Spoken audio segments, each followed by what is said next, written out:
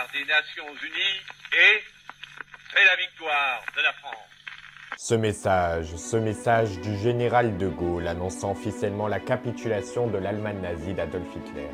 C'était il y a 80 ans, jour pour jour, le 8 mai 1945. Madame, Monsieur, bonsoir, bienvenue dans cette édition spéciale du journal de 20 heures consacrée aux commémorations de la fin de la Seconde Guerre mondiale. Dans quelques instants, nous reviendrons ensemble sur la cérémonie qui a lieu cet après-midi depuis l'avenue des Champs-Élysées en hommage aux résistants et résistantes. Mais juste avant, replongeons-nous en ce 8 mai 1945. 8 mai 1945, une date gravée à jamais dans la mémoire collective, c'est en ce jour que l'Allemagne nazie d'Adolf Hitler signe sa reddition, sans condition, mettant officiellement fin à la Seconde Guerre mondiale en Europe. Après 6 années d'un conflit mondial ayant fait plus de 60 millions de morts, l'annonce tant attendue tombe, la guerre est finie. Dans les rues de Paris, la foule exulte. Des drapeaux tricolores fleurissent sur les balcons. La liberté reprend enfin ses droits. La guerre est gagnée. Voici la victoire. C'est la victoire des Nations Unies et c'est la victoire de la France. La capitulation de l'Allemagne nazie a été signée le 7 mai à Reims, au quartier général des forces alliées. Elle est rendue officielle le 8 mai à Berlin. Pour la France, ce jour marque non seulement la fin de l'occupation nazie, mais aussi la reconnaissance du rôle central de la résistance dans la libération du pays. Chaque année, le 8 mai est l'occasion de commémorer celles et ceux qui ont combattu, résisté et sacrifié leur vie pour la liberté. Cérémonie officielle, dépôt de gerbes, minute de silence, un hommage national empreint d'émotion et de mémoire. 80 ans plus tard, les cérémonies rappellent que la paix, la démocratie et la liberté sont toujours des biens précieux à défendre. Le 8 mai est plus qu'un jour férié, c'est un devoir de mémoire.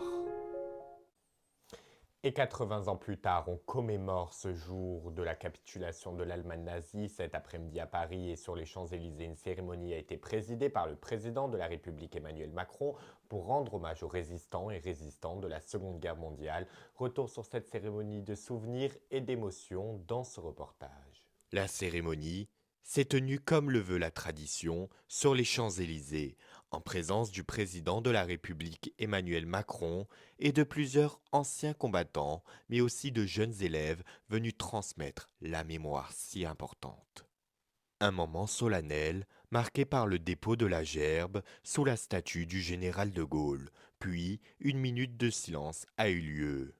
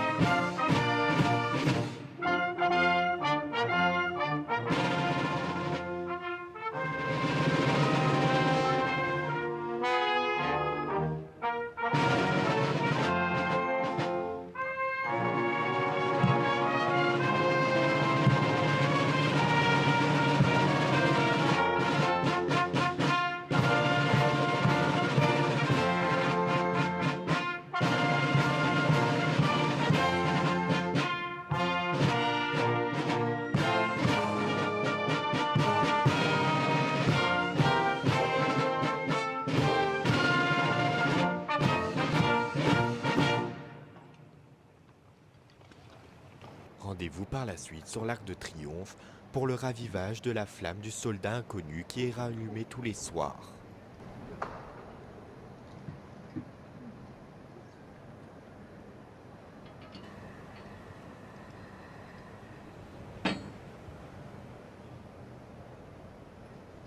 Au cœur de la cérémonie, l'émotion était palpable. Des enfants ont lu des lettres de résistants et de témoignages d'époque, rappelant l'engagement et les sacrifices de toute une génération. 80 ans plus tard, la mémoire est intacte, et à travers cette cérémonie, c'est tout un pays qui dit merci à ses héros. Souvenons-nous pour ne jamais oublier.